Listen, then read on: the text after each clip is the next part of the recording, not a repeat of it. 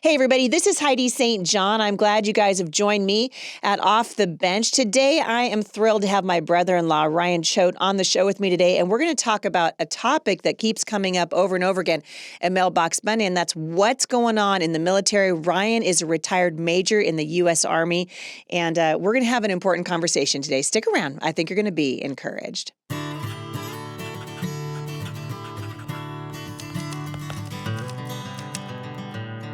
So I'm glad you guys have joined me today. Lots of stuff happening, by the way, at Mom Strong International. We are in the middle of a wonderful study there on discernment. We're talking about why it's so important that we learn not just to know God's word, but how do we filter what we learn in God's word out into the culture so that we can make wise and good decisions for our families and so that we can lead our children through really what can only be described as just choppy cultural waters right now. And so you guys can check that out at momstronginternational.com. I want to say hi to everybody who's watching this on YouTube and Rumble. Today, I am excited to have a very, very special guest on the show. My brother-in-law, Ryan Choate, is here with me today. Ryan is a retired major in the U.S. Army, and when I met him, he was serving full-time, and we've got a long history together. Ryan is coming on to talk about what's going on in the military today. Ryan, welcome. Thank you, sis. I'm glad you're here. What a great opportunity. It's a lot of fun. Normally, you're cooking brisket, so this is different. Stepping out of the kitchen. Stepping out of the kitchen and into the studio. You guys, you and my sister have been really just lifers in the military for a long time. So Haley has, amazing stories. We were looking at pictures of us, coming, flying out to Georgia and different places to sort of greet you. And you came home from different deployments. And we were talking the other day, and this is kind of what precipitated you coming on the show, just about how much things have changed. I mean, you're a West Point grad, and the military really bears little to no resemblance to the military when you first joined, right? It is a complete overhaul from tooth to tail. It's a massive change, at least in how the Army is looking at, and probably the military as a whole, the soldier and what our requirements are, and how we're approaching the security of our country. And worldwide security, because when we were on top in terms of superiority as a military, I think people are questioning that now, whether the U.S. still has that power. Yeah. Well, and it certainly seems like we're being threatened now from Russia and China. They smell weakness here at home. I mean, we can talk all day long about whether or not Biden's elevator goes all the way to the top. I think that's a discussion for... Did you see the video of him falling off his bike the other day?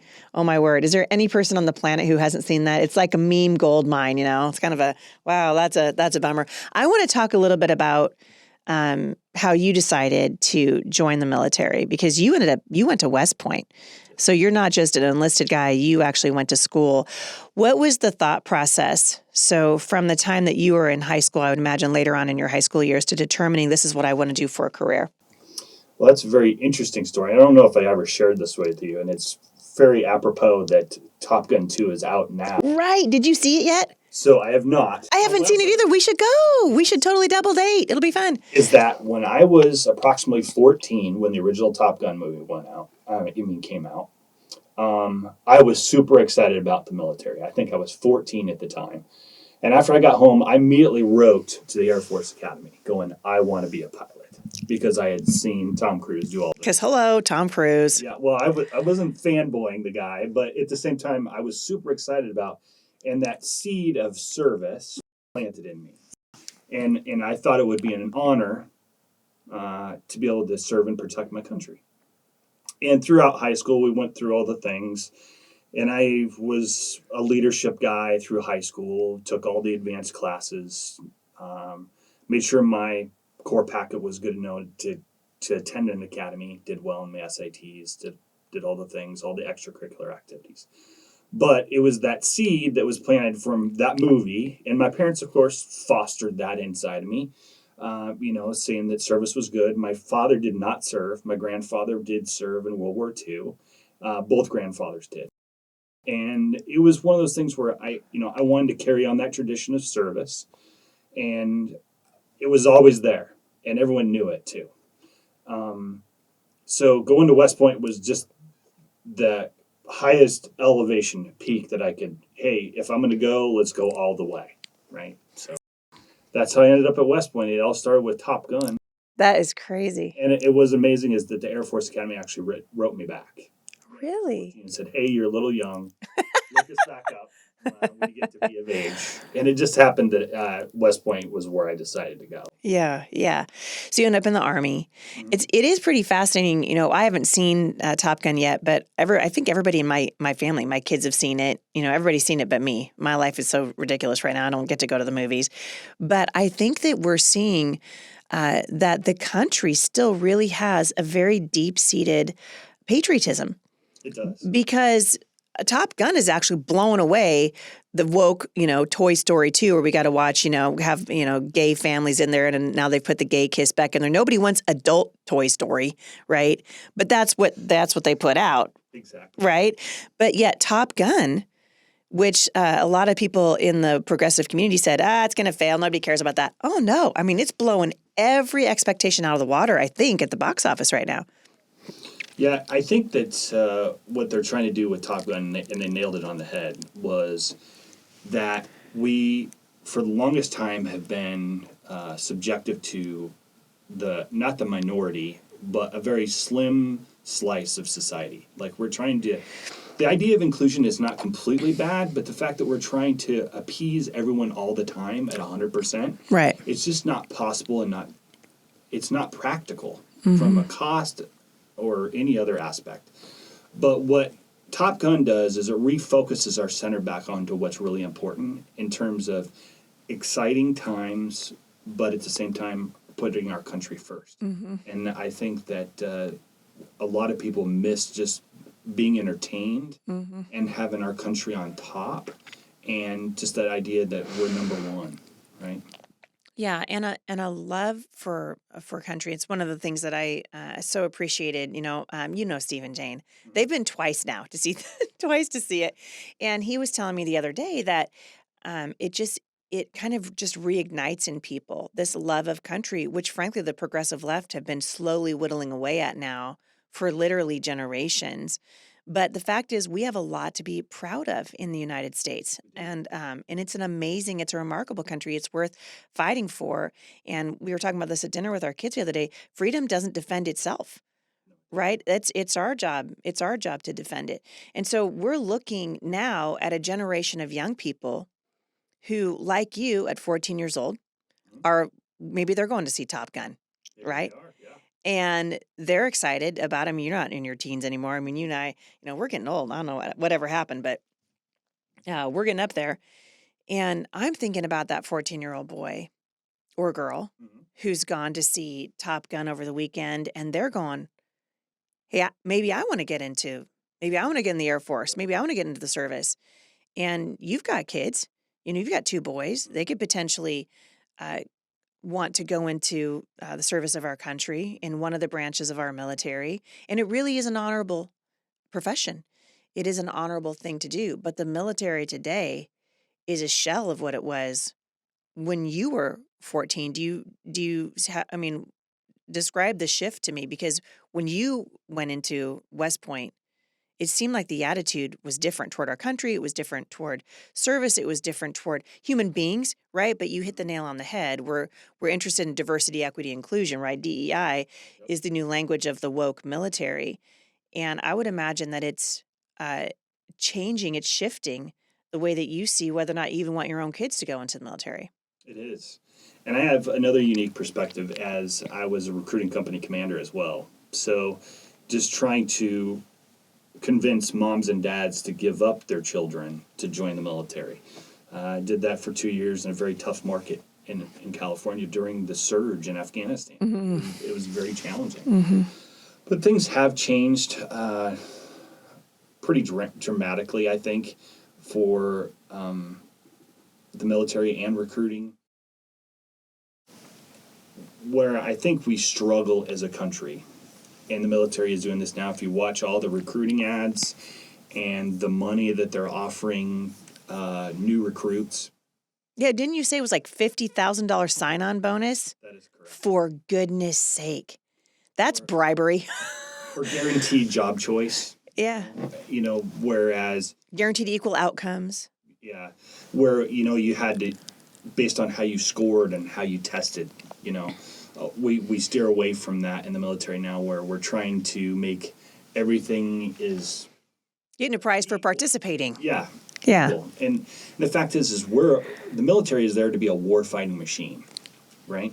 We've drifted away from the core focus, as we're trying to, remove rank structure. The military functions based off a chain of command, right? I follow orders as long as they're legal in order to get an objective or a mission accomplished. Now, by creating a ripple, and it goes out through the military, where we're trying to, encourage everyone and respect everyone. That the fact is I don't, you want to have respect as an officer and the soldiers underneath you. That's important. However, it all does come down to the rank is on your shoulder, and that responsibility lies with you. So the outcome is based on that responsibility, right? Respect is something that you've earned from your soldiers, from getting in the trenches with them, following through on your responsibilities to them and protecting them and making sure that they're outfitted correctly. Where we've drifted away from this is where they just kind of expect to be your friend, and we're going to go out and do this as a friendship mission. Well, the fact is when you pull triggers, you have to have confidence that your soldiers are going to follow your rules. And that is a healthy respect, but also that command authority. And what we've lost from what we used to have is that command authority is gone now. It's diminished, it's eroded because of the choices that our military leaders are making. I got to be honest, General Austin, our Secretary of Defense, I worked for General Austin in OIF 1. I was a battle captain underneath of him, and I had a healthy respect for that man. He was intimidating. I was scared of him. But not just because he was a general, because he was smart, intelligent, made the right choices, had command presence when he walked into the room. What I see on TV now is not that man. Yeah. I don't know what turned the corner for him, if it was money or a thought process or just being invested into this woke methodology. I honestly don't know. And I talked to other officers and other soldiers that work for him, and they're like, we don't know what happened. Yeah, what the heck happened? Yeah. We're going to take a quick break, and when we come back, this is a great jumping off place because I really want to talk with Ryan about the problem of a woke military and why we've got to turn the tide, because when you go woke, you go broke. And that's true. It's true in movies, and it's true in our military. We'll be right back. So, Ryan, before the break, you were talking about a commander that you worked under. I spoke to a guy who worked under Milley, and same thing. He was telling me he'd worked under General Milley. He'd gone to the Pentagon with him and served under him. He said he was a different man under Trump than he is under Biden. Like the moment that shift happened and President Trump was no longer the commander in chief and they knew Biden was going to come in, they basically issued orders. They came down through the ranks. And he said he literally switched overnight. So you were just saying, I don't know if it's the leadership. I don't know if it's, just this wokeness in the military. But something that, our families talk about over dinner a lot is the problem that we're having right now with leadership in the country. From stem to stern, we got a leadership crisis, and the military is no exception to that. So what is the problem? We're watching this wokeness, which is ruining our country. It's ruining our education system, absolutely. It's ruining our institutions. People don't trust the medical community anymore. I was I had to go to the hospital last week for a couple of different reasons, and I was reading the intake forms, and they want to know what gender you are. If you're a man, I read an article in the paper the other day about a guy who had given blood for like 30 some odd years, and this 66-year-old man, and they asked him if he was pregnant. He's like, I'm not answering that. That's a stupid question, and they won't let him give blood. So this is an issue. And it's what we're doing is we're getting rid of people of conscience. We have a mutual friend in the military who was just relieved of duty because he wouldn't take the shot, correct? That's correct. Yeah. So what's the problem when you because you've got boys, and there are a lot of people listening to this right now whose kids are coming of age and they're out there watching Top Gun, Yep. and they're going to come home to their parents and say, hey, I'm interested in the military. What's your take? You know, that's a difficult question to answer. Yeah. I know I'm going to be faced with it very soon with boys' ages 8 and 12. Yeah. Right. Yeah, I mean, 12 to 18 goes by pretty quick. They do. And I see the spark of that interest in their eyes, right? They see all the stuff. They see all my pictures on the wall. They see my flags, my saber from West Point. They're very interested in the military and what Dad did. Yeah. Does that convert into something? I don't know. Where I think the military, and to answer your question, I'm going to circle right back to it, is that the military, by nature, we're inherently rule followers, right? We understand that there's general orders. We're taught standard operating procedures. We forever just follow the rules of what's handed down by our leaders, right? And that we are not feel empowered in such a way to push back against that guidance.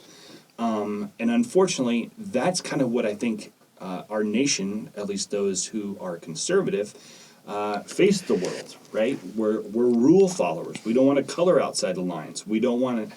We look at the pros and cons and weigh whether us putting our neck on the line, which I know you're doing right now with your run for Congress, that we're afraid of the repercussions and what comes from that. Right. When we try to speak out, we'd rather just wait and receive that permission or those orders to make action happen. And that's just not happening right now. But to answer your question, what do you say to the parents out there? I think you encourage them. Where I would encourage people right now, if you have a son or daughter who wants to serve, I will look at National Guard service in one of the more reserve states because that's controlled by the governor, right? So if you want to serve, maybe you look at moving to a conservative state and putting them in the National Guard. Now, that doesn't stop them from receiving military training and all the... Yeah, because it's in the whole of the military. It is. Yeah. It is. But that does protect them slightly from what's expected. Yeah. You know, maybe they don't get the full blast by doing that option. Right. I want to read something to you and get your feedback on it. National Review last June, so a year ago, a guy named Robert Berg wrote for National Review. He said, I used to belong to a warfighting organization where we were taught a shared set of Army values. We were taught mission accomplishment before all else, enforced by, quote, mission first and people always. Within the Department of Defense Diversity and Inclusion Strategic Plan, we are told now that diversity is the strategic imperative, critical to mission readiness and accomplishment. We are also told by Defense Secretary Lloyd Austin that it must be a priority for the military to look like America, and not only in the ranks, but our leadership should look like America. On the surface, it sounds okay, but it flips what had long been a soldier's commitment to the Army and mission. The new priority turns the Army into a social experiment at the cost of mission readiness. What say you?